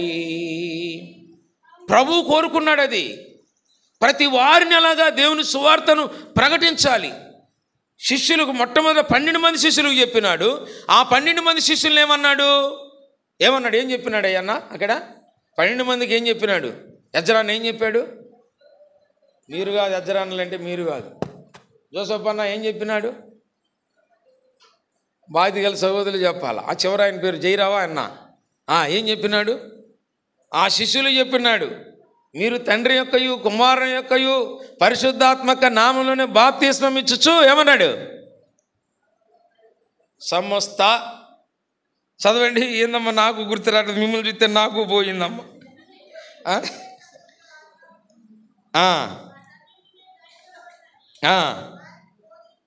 బోధించుడి కాదండి, 19వ వచనం, మీరు వెళ్ళి సమస్త జనులను శిష్యులుగా చేయడం అన్నాడు. అంటే మీరు ఎలాగైతే సేవ చేస్తున్నారు, మీరు ఎలాగైతే సువార్త ప్రకటిస్తున్నారు, మీరు ఏ విధంగా అయితే పరిచర్య చేస్తున్నారు, మీరు కూడా ఇతరులకి అలా భారం కలిగి ఉండండి అని చెప్పాడు. మనం భారం కలిగి ఉంటున్నామా? మనకు ఒక బాధ్యత అప్పచెప్పబడింది అంతే. నాకేం బాధ్యత అప్పచెప్పబడింది అన్న? ఏడుకు వచ్చి వాక్యం చెప్పి వెళ్ళరా బాబా అన్న, ఇక అంతే. నా బాధ్యతని కూర్చుని సరిపోద్దా? ఆ మాటలో సువార్త ఉండాలి, ఆ మాటలో పరిచర్య ఉండాలి, ఆ మాటలో ఆత్మీయమైనటువంటి ప్రోత్సాహం ఉండాలి, ఆ మాటలో ఆత్మీయమైన పురుకొల్పు ఉండాలా, ఆత్మీయమైన ఫలభరితం ఉండాలా. ఏదో వాక్యం చెప్పమన్నారంటే కుదరదు. మీరు సమస్త జనులను అంటే మీ వలే చేయండి, మీకే అధికారం అయితే ఇచ్చినాను, మీరు నా సువార్తను ప్రకటించమన్నాను, అదే సువార్త వాళ్ళు ఎలా ప్రకటించాలో తెలియచేయండి, ఆ భారాన్ని వాళ్ళకి పెట్టండి. సువార్త చెబుతానంటే కుదరదు. ఎట చెప్తాడు ఆయన సువార్త? అసలు ఏమంటాం మనం? ఆయన ఎడ చెప్తారు సువార్త? సమస్త జనులను పునరుద్ధానుడైనటువంటి క్రీస్తు ఏం చెప్పినాడంటే, రెండవదిగా సువార్తను ప్రకటించే అధికారాన్ని మీకు ఇస్తున్నాను, ఆ భారాన్ని మీకు ఇస్తున్నాను, ఆ పరిచర్యను మీకు అప్పచెబుతున్నాను, దాన్ని కొనసాగించండి అన్నాడు. ఎంత గొప్ప ఆధిక్యత అండి! ఈ ఆధిక్యతను మనం పొందుకుంటున్నామా? ఈచ్ వన్ క్యాచ్ వన్ అంటారు. అంటే ఈచ్ వన్ క్యాచ్ అంటే ఒక్కొక్కడు పట్టుకోవాలా అంటే, ఒక్కొక్కడు పట్టుకుంటే కుటుంబాన్ని తీసుకుందాం. ఇంటికి యజమాని ఎవరు? భర్త ఎవరిని పట్టుకోవాలి? మొట్టమొదట భార్యను పట్టుకోవాలా. ఆ తర్వాత వచ్చేటువంటి పిల్లలు ఉంటారు. ఆ పిల్లల్ని ఎవరు పట్టుకోవాలా? పిల్లలు ఉన్నారు, అక్క తమ్ముడు ఉన్నారు అనుకోండి, అక్క తమ్ముడిని పట్టుకోవాలా, తమ్ముడు అక్కను పట్టుకోవాలా. ఇప్పుడు ఎంతమంది అయ్యారు? ఆ ఇంట్లో 4 అయ్యారు. వారి పిల్లలు పుట్టారు, ఎంతమంది అయ్యారు? ఒక్కొక్కరికి 2 పుట్టారు అనుకోండి, 2 4 4 8 అయ్యారు. 8 మంది కలిగితే ఏమైంది? ఇప్పుడు ఇక్కడ సంఘం అయ్యింది. అలాగ ఉందంట. ఒకప్పుడు యూదులను పట్టుకోవటానికి వెళ్ళినప్పుడు, దేవుని చేత రక్షించబడినటువంటి ఇశ్రాయేలు ప్రజలందరినీ చెరపట్టుకోవటానికి వెళ్ళినప్పుడు అంటంట, ప్రతి వారి ఇంటిలో రక్షణ గురించినటువంటి సునాద గీతాలంట తెల్లవారు లెగిస్తే పాట పాడుతున్నారంట. దేవుని స్తుతించుడి ఎల్లప్పుడు, దేవుని స్తుతించుడి. ఈ పాటలు వినపడుతున్నాయంట. చెరపట్టబడ్డారంట. చెరపట్టబడిన తర్వాత అంట ఆ సితార్లు తీసి నిర్వంజి చెట్లకు తగిలించేసి ఇటు మూలిగుతా కూర్చున్నారంట. అప్పుడు అన్యులు అంటున్నారంట. చదువుదాం అన్నమాట. రండి, కీర్తన గ్రంథం 100 ఎన్నో కీర్తన చెప్పాలి, మీరే చెప్పాలి, నాకు రాదండు. చెప్పాలి. ఎన్నో కీర్తన అండి? 137వ కీర్తన. 137వ కీర్తన మొదటి నుంచి చదవండి. కొన్ని వచ్చిన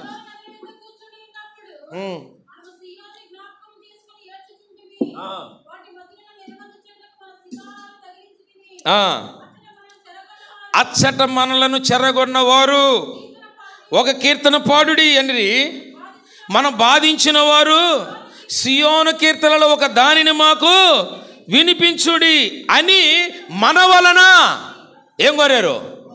ఉల్లాసం కోరినారు. అన్యుడు ఎప్పుడు ఉల్లాసం కోరతా? నీ ఇంట్లో కుటుంబ ప్రార్థన ఉంటేనేగా,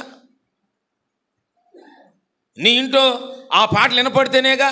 నీ ఇంట్లో ఏమైనా పడిపోయి ఇది ఎవరి ఇల్లు అంటే, మేము భక్సింగ్ గారు సహవాసం అండి అంటాం. ఏం వినపడుతున్నాయి నీ ఇంట్లో? ఒక అమ్మాయి ఉంది, నేను ఎద్దనపూడిలో సేవ చేసేటప్పుడు అక్కడ 10 సంవత్సరాలు చేశాను. నేను వెళ్ళినప్పుడు 3 సంవత్సరాల పాప అమ్మాయి. మేమే పెంచుకున్నాము, మేమే అమ్మాయికి మేము వచ్చేంతవరకు కూడా మేమే చూసేవాళ్ళం, అక్క నేను. అయితే ఆ పిల్ల పేరు పండు. ఏంది వీళ్ళు మంగళవారం వచ్చేసరి సంఘ ప్రార్థనకు రావట్లేదు ఎక్కువ మంది అని, పండా ఏం చేస్తున్నారే అమ్మోళ్ళు, ఆ నాయనమ్మోళ్ళు వీళ్ళందరూ ఏం చేస్తున్నారు? ఆ ఊళ్ళో నుంచి వచ్చేవాళ్ళే వస్తున్నారు, అన్యులే వస్తున్నారు, చౌదరీసు కొమ్మ వాళ్ళు వస్తున్నారు, మన ఊళ్ళు ఎవరు రావట్లేదు. దీన్నే పండు అంటాను. అయ్యో తాత నువ్వు చెప్పొద్దు, నువ్వు చెప్తాను అంది. నేను చెప్పనే, ఎవరికి చెప్పను చెప్పాను. వచ్చు అంది. ఒట్టేయకూడదు కదా, నేను చెప్పలేవే, నా మాట నీకు అంత విలువైంది కదా అన్న. అంటేను సరే, వాళ్ళే కార్తీక దీపం చూస్తున్నారు తాతయ్య అని. ఇక 2వ రోజు వాక్యంలో దొరికారు. ఇక కార్తీక దీపం చూస్తున్నారేమో, మీ దీపాలు ఆరిపోతాయేమో. ఎప్పుడు ఆరిపోతాయి తెలీదు. వెలిగించుకోవటానికి సిద్ధంగా ఉండండి మీ దీపాలు. ఆ దీపం చూస్తే నీకేం రాదు. సంఘ ప్రార్థనకి రండి. విలువైనది సంఘ ప్రార్థన.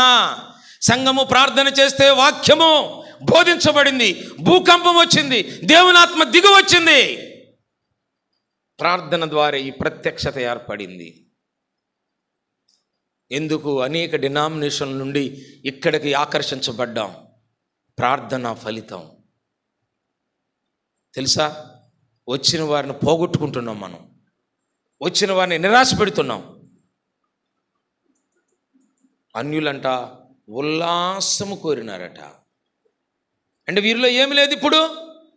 ఆ పరిచర్య లేదు, ఆ పాటలు లేవు, ఆ వాక్యం లేదు. వాళ్ళు విని వీళ్ళ పట్టుకోవటానికి వచ్చి ఆ పాటలకి నిమగ్నులైపోయి వాళ్ళని బాధిద్దామనుకున్న వాళ్ళు కూడా, రెండమ్మ మా రాజుగారు ఒక ఆజ్ఞ ఇచ్చాడు, మిమ్మల్ని తీసుకుని వెళ్తాం, మిమ్మల్ని ఏం కొట్టమని తీసుకెళ్లారంట. అప్పుడు ఆ బబులోను నదుల దగ్గర వారిని పట్టుకుని అప్పుడు అడుగుతున్నారంట, మిమ్మల్ని పట్టుకోవటానికి వచ్చినప్పుడు ఎంత ఉల్లాసం వచ్చిందమ్మా పాట పాడుతుంటే. మనం అటు గుండె వెళ్తుంటే పక్కింటి వాళ్ళు అంటారు, అమ్మ పలానా అక్క వాళ్ళు ఇల్లు ఇదేనా, వాళ్ళ క్రైస్తవులు భక్సింగ్ గారి సహవాసానికి వస్తారు, వాళ్ళు చాలా దేవుని భక్తిగా భక్తులయ్యా. ఏందమ్మా అంటున్నావు అంటే, ఏం చెప్పేది, తెల్లారు లెగిస్తే భార్య భర్తలు కొట్టుకోవటమే, టీవీ సౌండ్ మేము వినబడలేకపోతున్నామయ్యా. ఏందాళ్ళు పాటలు పాడుకోరా, వాక్యం చదవరా, మిమ్మల్ని బిల్లవరా అంటే, వాక్యమా పాటలా? ఇది మన సాక్ష్యం. నీ సాక్ష్యము ఏది, నీ బలి అర్పణ ఏది, చాలంతవరకు. ఏది నీ సాక్ష్యం? అర్థమవుతుందా? వ్యర్థమవుతుందా? పునరుద్ధానుడైనటువంటి క్రీస్తు ద్వారా నీకివ్వబడినటువంటి పరిచర్య, సువార్త, సేవ ఏ రకంగా చేస్తున్నావు? అప్పుడే ఆ పునరుద్ధానుడైనటువంటి క్రీస్తు నీలో ప్రత్యక్షపరచబడతాడు. ఆ పునరుద్ధానుడైనటువంటి క్రీస్తును గౌరవించినట్లు అవుతావు. ఒకటైంది, నాకు ఇచ్చిన టైం అయిపోయింది. ప్రభు చిత్తమైతే ఎప్పుడైనా చూద్దాం. పునరుద్ధారణ క్రీస్తు ద్వారా కలిగిన మేలు ఇవన్నీ కూడా నేనేం చెప్తున్నానంటే, యేసు ప్రభు వారు తిరిగి లేచిన తరువాతనే జరిగింది. మూడవదిగా ముచ్చటగా చెప్పి బళ్ళకు వెళ్ళిపోదాం రండి. లూకాసు వార్త 24వ అధ్యాయము. లూకాసు వార్త 24వ అధ్యాయం. యేసు వారితో కూడా నడిచాను అనే మాట ఉంటుంది. 24వ అధ్యాయము 14వ వచనం 15వ వచనం పట్టుకుంటా. వారు సంభాషించుచు ఆలోచించుకొనుచుండగా యేసు తానే దగ్గరకు వచ్చి వారితో కూడా ఏం చేసినాడంటే అండి, నడిచాడంట. యేసు వారితో కూడా నడిచాడు. వాస్తవమే కదా? ఎప్పుడు జరిగిందండి ఇది అన్న? ఎప్పుడు జరిగింది ఇది? పునరుద్ధానుడైన తరువాతనే జరిగింది. ఎందుకు నడిచినాడు? నడవటం అంటే ఏంటి? కలుసుకుంటున్నాడు. ఎందుకు కలుసుకున్నాడు? భౌతికపరమైనటువంటి సంగతుల గురించి వారు ఆలోచన చేస్తున్నారు, కానీ నిజమైనటువంటి దేవుని వారు గుర్తెరగక వారి మనోనేత్రాలు ఏమైపోయినాయి? మూసివేయబడ్డాయి. ఎమ్మాయి గ్రామం నుండి యెరూషలేము దాకా వెళ్ళినారు యేసు ప్రభు వారిని సిలువేసేంత వరకు. తిరిగి వస్తున్నారు, ఆ సంగతులు చెప్పుకుంటున్నారు. యేసు ప్రభు వారు వారితో నడుస్తూ సంభాషిస్తున్నా కానీ గుర్తుపట్టలేదట ఆయన్ని. ఈ రోజున రక్షించబడ్డాము, ప్రభువారు మనతో ఉంటున్నాడన్న సంగతి మనం గుర్తెరుగుతాం, కానీ యేసు మనతో ఉన్నాడన్న సంగతిని మర్చిపోతాం. ఎందుకంటే ఆయన మనల్ని విడిచిపెట్టే దేవుడు కాదు, ఎడబాచే దేవుడు కాదు. యేసు మనల్ని విడిచిపెట్టడండి. బెస్ట్ ఎగ్జాంపుల్ చెబుతాను మీకు బైబిల్ గ్రంథంలోనే. యోహాను సువార్త 21వ అధ్యాయంలో ఒక ఆయన ఉంటాడు. ఆయన పేతురు నాలాంటి దుడుకోడు, పేతురు అంట ఆయన పేరు కదా. ఏం చేసినాడు? ఇంకా మనం నేను చేపలు పట్టబోదునని చెప్పి ఆయనతో పాటు కొంతమందిని తీసుకుని వెళ్ళిపోతున్నాడు. సముద్ర తీరానికి వెళ్ళిపోయారు. ఏం పడట్లేదు. యేసుప్రభు వారు విడిచిపెట్టాడా? వారిని వెంబడించాడు. నిన్ను ఏర్పరుచుకుంది ఎందుకు? నువ్వు నన్ను విడిచిపెట్టి వెళ్తావు ఎందుకు? నువ్వు కొన్నిసార్లు ప్రభువును మర్చిపోయినా, ప్రభువు నీకు జ్ఞాపకం రాకపోయినా, నీ శ్రమల్లో, నీ కష్టాల్లో, నీకు వచ్చినటువంటి ప్రతి పరిస్థితుల్లో నువ్వు దేవుణ్ణి మర్చిపోయినా ఆయన నిన్ను మర్చిపోడు. అందుకే బైబిల్ గ్రంథంలో రాయబడింది, నిన్ను ఆయన తన అరచేతిలో చెక్కుకున్నాడు. కొలస్సీలకు రాసిన పత్రికలో రాయబడింది, నీ జీవము ఎక్కడుంది? క్రీస్తుతో దాచబడింది. కనుక పైనున్న వాటి మీదనే మీరు దృష్టి పెట్టండి, కిందున్న వాటి వైపు చూడొద్దు. కిందున్న వాటి వైపు చూచే 40 సంవత్సరాలు క్రిందన్న వాటి వైపే చూచి చూచి చూచి ఆ కానానులోనికి ప్రవేశించలేకపోయినారు. కిందున్నవి ఏంటి? కీరకాయలు, దోసకాయలు, ఉల్లిగడ్డలు, వీటినే చూసినారు. పైన ఉన్నటువంటివి ఏంటి? ద్రాక్ష గెలలు, దానిమ్మ చెట్లు, దానిమ్మ ఫలాలు, అంజూరపు కాయలు, అవి చూడలే వాళ్ళు. భూ సంబంధమైనటువంటి వాటిపై దృష్టి ఉంచినారు. అందుకే 40 సంవత్సరాలు చుట్టూ దిప్పి అక్కడే చంపేశాడు. విడిచిపెట్టలా. ఈ రోజున ప్రభువు నీకు శిక్ష ఇవ్వకముందే ఆయన కృప కలిగిన వాడు తన రక్తము చేత నిన్ను కొనుక్కున్నాడు, మరణమును జయింపజేసి నీకు రక్షణను అనుగ్రహించినాడు. నీ ద్వారా నువ్వు ఇన్ని మేళ్లు పొందాలని నీ కొరకు ఆయన తిరిగి లేచినప్పుడు ఆయన నీతో నడుస్తున్నాడన్న సంగతిని గ్రహించావా? ఆయన విడిచిపెడుతున్నావా? నీతో నడుస్తాడు ఆయన. నీ మనోనేత్రాలు వెలిగిస్తాడు. నిన్ను ఎందుకు ఏర్పాటు చేసుకున్నాడో తెలుస్తాడు.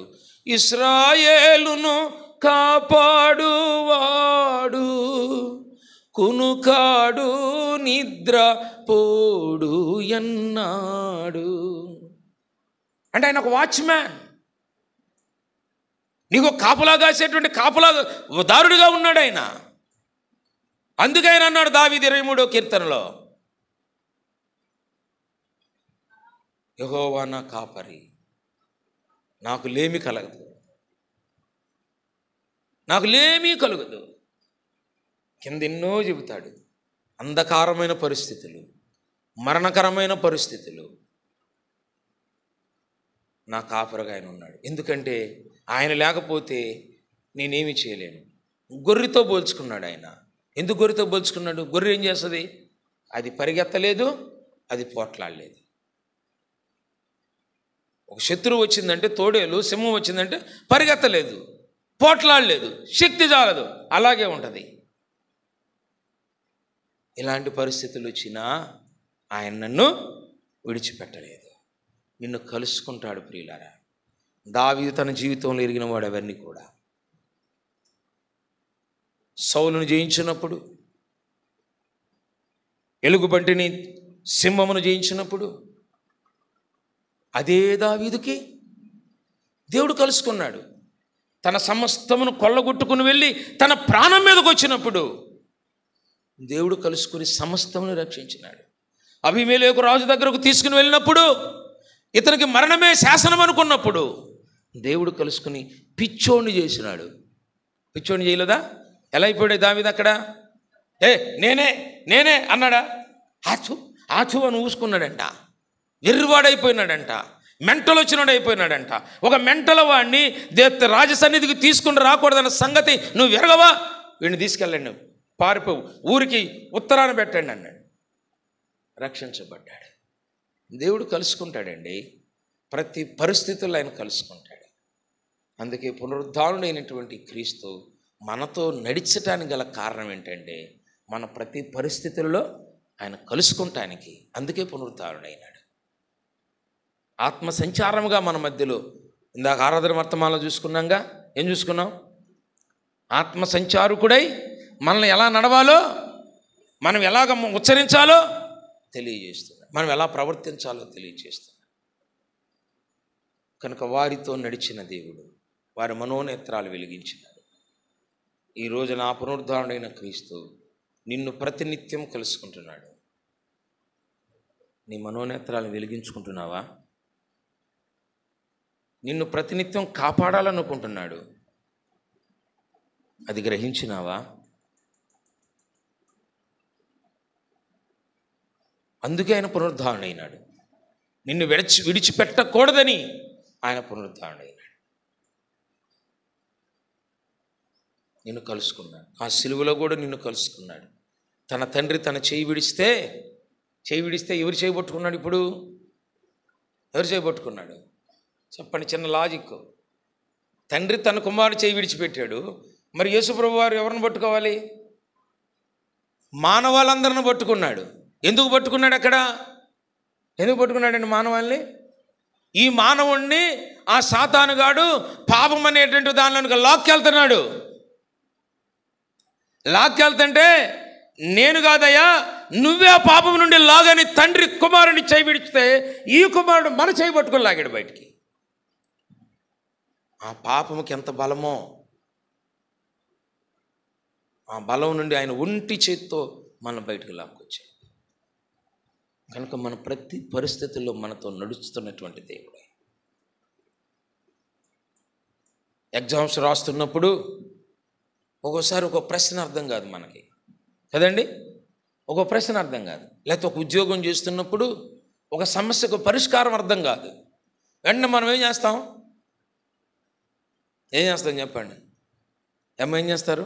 స్టూడెంట్స్ ఉన్నారు ఇక్కడ, స్టూడెంట్ చేయి చూపించండి. ఎంతమంది స్టూడెంట్స్ ఉన్నారు? ఏం చేస్తామ్మా నువ్వు? నీకు ఒకటి ఇచ్చినాడు, ఒక ప్రాబ్లం ఇచ్చినాడు, అది సాల్వ్ కావట్లా, ఏం చేస్తావు నువ్వు? చెప్పు, నేను చూస్తానని చెప్పు. ఏం చేస్తారు?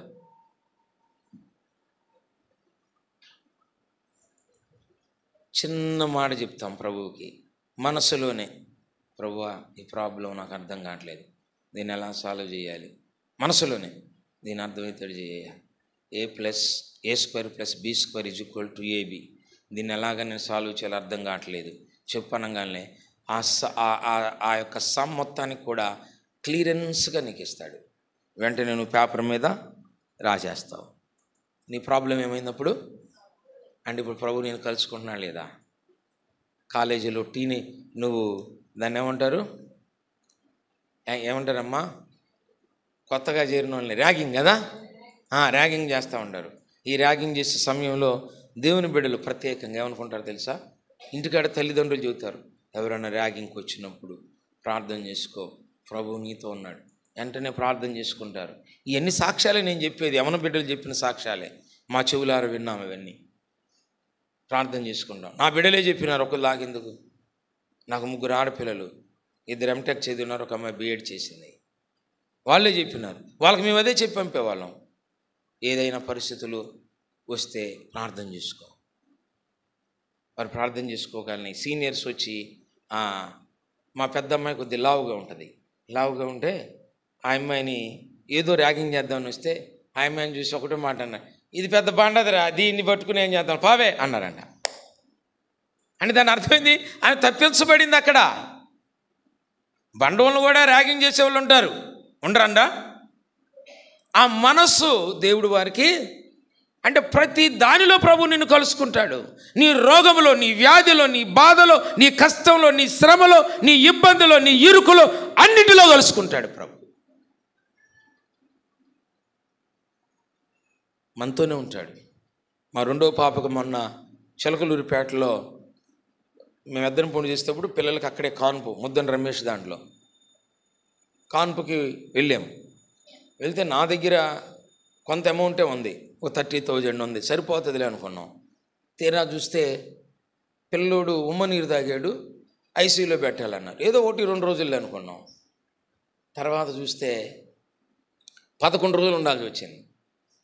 ఆ అమ్మాయికేమో ఉద్యోగం, అది ఎంప్లాయ్ హెల్త్ స్కీమ్ కార్డు అక్కడ పనిచేయట్లా. ఆడు 50,000 కట్టమంటున్నాడు. అక్కడ ఆయన అక్కడ 2 విధాలుగా సాయం చేసినాడు. నేను నా భార్య రూమ్లోకి వచ్చి ఇద్దరం కూర్చుని ప్రార్థన చేసుకుంటున్నాం. చేసుకుని ఒక ఆలోచన నాకు, పలానా అక్కకు ఫోన్ చేయని. ఫోన్ చేసిన నేను, అన్న బాగున్నారా, చానాల తర్వాత ఎక్కడున్నారు? పలానా హాస్పిటల్లో ఉన్నాము, అబ్బాయిని మునీర్ దగ్గర ఐసీయూలో పెట్టాము. తను వెంటనే వచ్చేసి అనుకున్న గంటలోనే వచ్చేసింది. వచ్చేసి అన్న డబ్బులు ఏమైనా అవసరమా అంది. మేము అవాక్ అయిపోయినాం. అవసరమే గనక అవి నీకు తిరిగి ఇవ్వాలంటే ప్రభు ఇచ్చినప్పుడే ఇస్తానన్న. ప్రభు నీకు ఇచ్చినప్పుడు ఇద్దు కానిలేనని ఆమె 55,000 రూపాయలు నా చేతిలో పెట్టింది. చూడండి దేవుని కార్యాలు ఎలా ఉంటాయో. ప్రార్థన చేసుకుంటే దేవుడు ఎలా కలుసుకుంటాడో.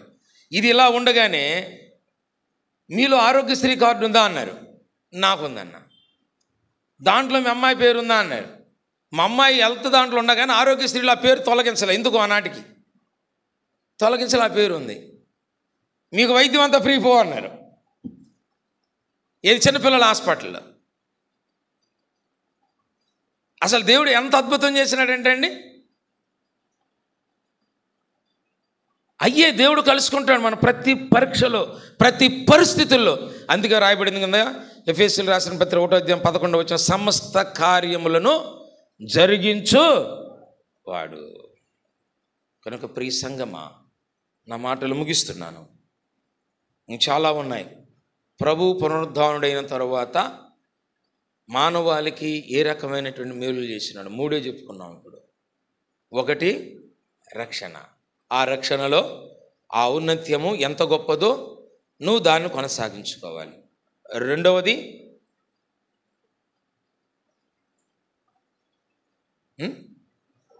ఏంది?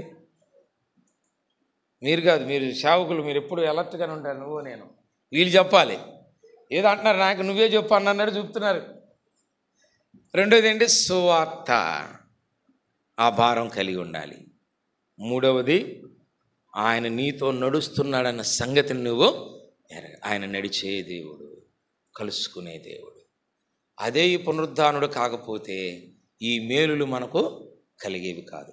ఈ మేలులు మనం అనుభవిస్తున్నామా? ఇవి మనం పాటిస్తున్నామా? పాటించకపోతే తీర్మానం చేసుకో. ఆ బలను సమీపిస్తున్నావు. ఎన్నో ఈస్టర్లు నీ యొక్క జీవితంలో దొర్లిపోతున్నాయి. రక్షణ ఔన్నత్యం ఇంకా తెలుసుకోలేదేమో ప్రియుడా.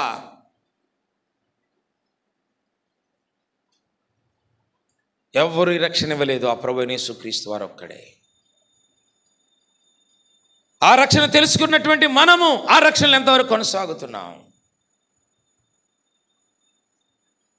ఆ పునరుద్ధానటువంటి క్రీస్తు నీకు ఒక భారాన్ని ఇచ్చినాడు, సువార్తను ప్రకటించాలని, దేవుని సేవ కొరకై రావాలని, దేవుని పరిచర్య చేయాలని. ఆ మేలును అనుభవిస్తున్నావా? మూడవదిగా ఆయన పునరుద్ధారణ అయిన తర్వాత నేను విడిచిపెట్టలా, నీతోనే నడుస్తున్నాడు. నీకు ఒక ఆయన వాచ్మ్యాన్గా, నీ సమస్త కార్యాలను జరిగించేవాడిగా, నీ ప్రతి బాధలో కలుసుకునేవాడిగా నడుస్తున్నాడు. ఆ సంగతిని గుర్తిరిగినావా? ఈ మూడు విషయాల్లో నువ్వెక్కడా మేల్కొనలేదో, నీ రక్షణలో, నీ భారములో, ప్రభువు నీతో నడుస్తున్నటువంటి కాలాన్ని ఎక్కడ మర్చిపోయినావో, తన్ను తాను విమర్శించుకున్నవాడు తీర్పులోనికి రాక ఉంటాడంట. ఎప్పుడైతే ఈ పరీక్ష చేసుకుంటామో మనం బలహీనులం కాము, మనం రోగగ్రస్తులం కాము, మనం నిద్ర బోతులము కాదు, అనగా పనికి వారినము కాము, చంచలమైన మనసు కలిగిన వారంగా ఉండలేము, ఎడబాటు లేని వారంగా ఉండలేము. కనుక ఆ బలను సమీపిస్తున్నప్పుడు ఒక తీర్మానానికి వచ్చి, పునరుద్ధానుడైనటువంటి క్రీస్తు ద్వారా అయ్యా నువ్వు ఈ మేలులు ఇస్తే నీ రక్షణ నిర్లక్ష్యం చేస్తున్నాను, నీ సువార్తను ప్రకటించలేకపోతున్నాను, నీవు నాతో నడుస్తున్న సంగతిని నేను మరిచిపోయి ఆ మేలును అనుభవించలేకపోతున్నాను, నన్ను క్షమించు ప్రభువా అని ప్రభు బలను సమీపిద్దాం. నాలుగవదిగా చెప్పి ఊరకనే చెప్తాను, రిఫరెన్స్ తీయొద్దు. అపోస్తలుల కార్యం 2వ అధ్యాయంలో 47వ వచనంలో 42వ వచనంలో ఒక సంఘము ఆవిర్భవించబడింది. ఎంతమంది అండి అది నా రక్షించబడింది? 6,000 కదూ? ఎంతమంది అయ్యా? 120 మందా? 3,000 కరెక్టేనా? కరెక్టేనండి, 3,000. 3,000 మంది సంఘంగా చేర్చబడ్డారు. ఎట్లా? అపోస్తలుల బోధ, సహవాసము, రొట్టె విరుచుట, ప్రార్థన, ఈ 4 లంగరులు. ఇదే సంఘం. ఆ సంఘానికి ఎవరు శిరస్సు? ప్రభు అయినటువంటి యేసు క్రీస్తు వారే శిరస్సు. అంటే ఆ పునరుద్ధానుడు క్రీస్తు, పునరుద్ధానుడిగా లేపబడకపోతే క్రీస్తు, ఈ సంఘం ఆవిర్భవించబడేది కాదు. ఆ సంఘానికి 4 లంగర్లు ఇవ్వబడేటువంటివి కాదు. మరి ఆ 4 లంగర్లు ఇవ్వబడినటువంటి సంఘముగా మనం కొనసాగబడుతున్నామా?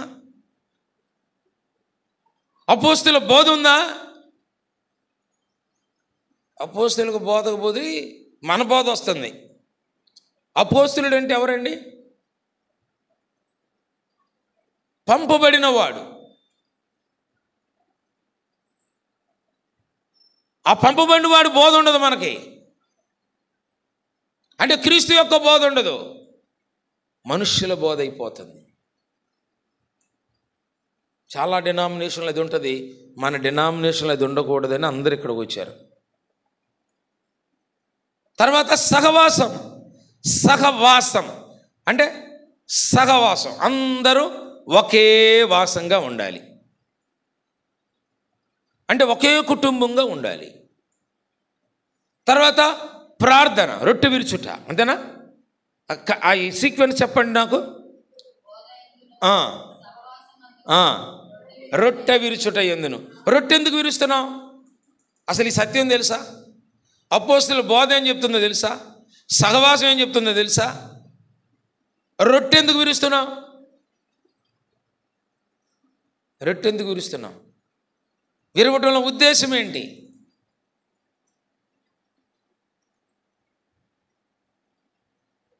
మీరు చెప్పబోతే నేను చెప్పలేను, ఎందుకంటే మీరు నాకంటే సీనియర్లు.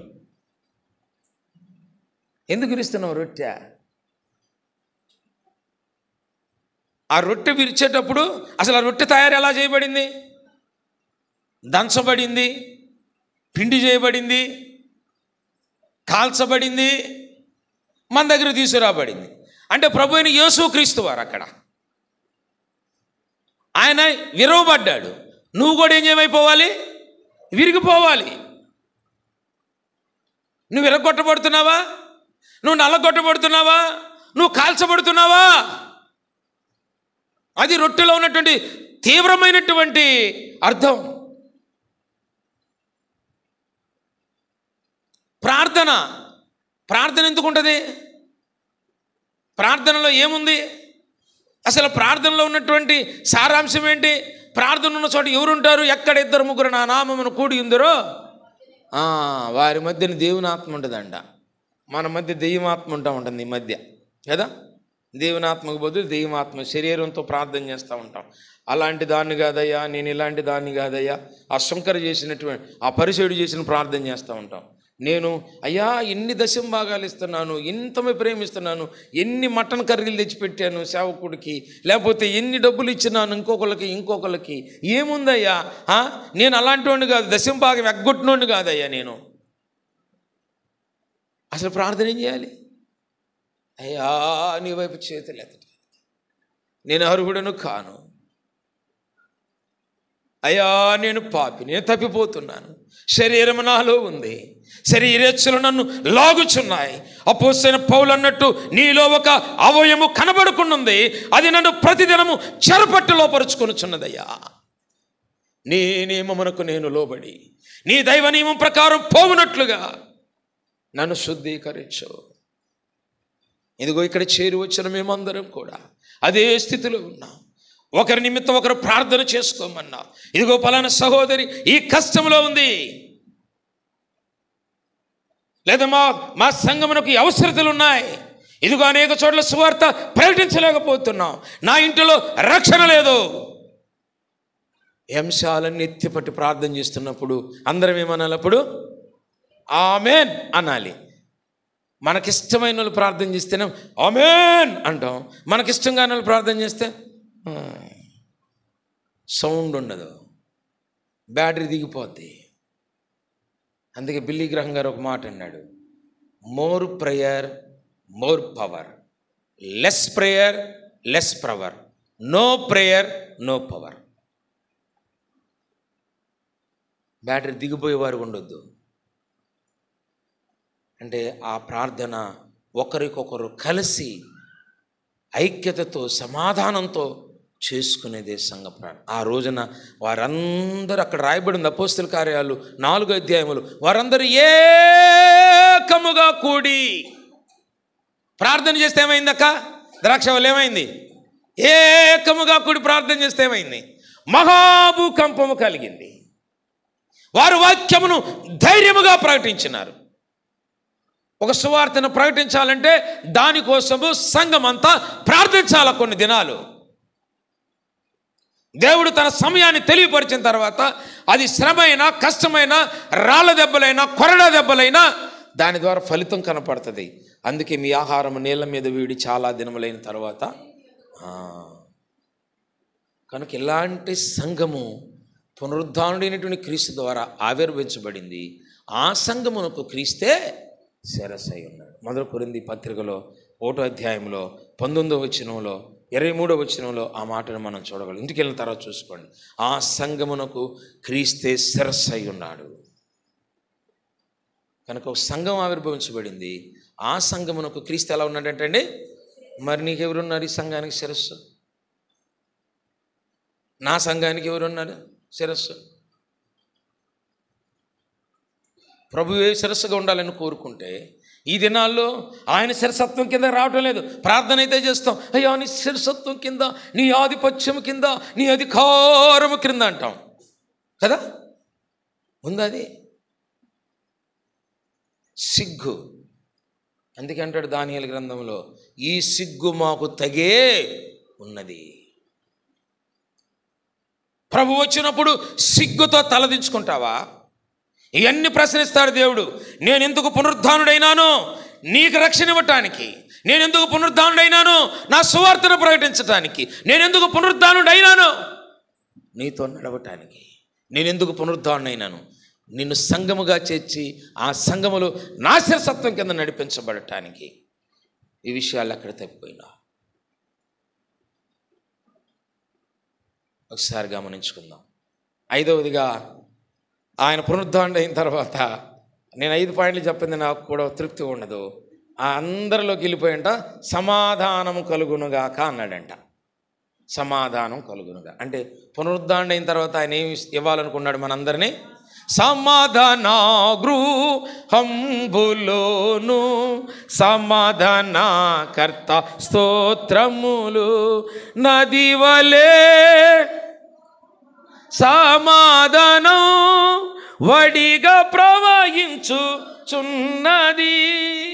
కాలువ వలే సమాధానం మెల్లగా ప్రవహించుచున్నది. ఇప్పుడుందట, సమాధానం లేదు. సమాధానం మనకివ్వాలనే ఆ దినాల్లోనే యేసుప్రభు వారి లోకంలోనికి రాకముందే కీర్తనాకారుడు చేత 122వ కీర్తనలో నట్టుకుంటాను. ఏమంటాడు? సహోదరుల ఐక్యత కలిగి నివసించడం ఎంతో మేలు. అది అహరోను తల మీదుగా పోయబడి గడ్డం మీదుగా దిగజారి అంగీల అంచు వరకు కూడా పరిమళ తైలం వలె ఉందట. అంటే నడినెత్తు మొదలుకొని అరికాలు వరకు ఏముండాలి? సమాధానం ఉండాలి. అందుకే అన్నాడు, వారందరిలో చేరి సమాధానం. ఎందుకంటే వారి హృదయాలు కలవరపడిపోతున్నాయి. మన పరిస్థితి ఏంట్రా? మనం ఏమైపోతాం? ఆయన వెళ్ళిపోయినాడు, ఏమైపోవాలి? నేను చూడబోతే పేతురు అనేవాడిని, నేను చూడబోతే ఏమన్నాను? ఆయన ఎవరో నాకు తెలియదు అన్నాను. ఇవి నన్ను పట్టుకుంటారు. తోమ అలా ఉన్నాడు, ఆంధ్ర అలా ఉన్నాడు, యోహాన్, వీళ్ళందరూ అలా ఉంటే వారి కలవరాన్ని తొలగించడానికి వచ్చి సమాధానం. సమాధానం పొరబట్టి సమాధానం కలిగి ఉండాలని పునరుద్ధారణైనాడు. ఇంటి సమాధానం ఉందా?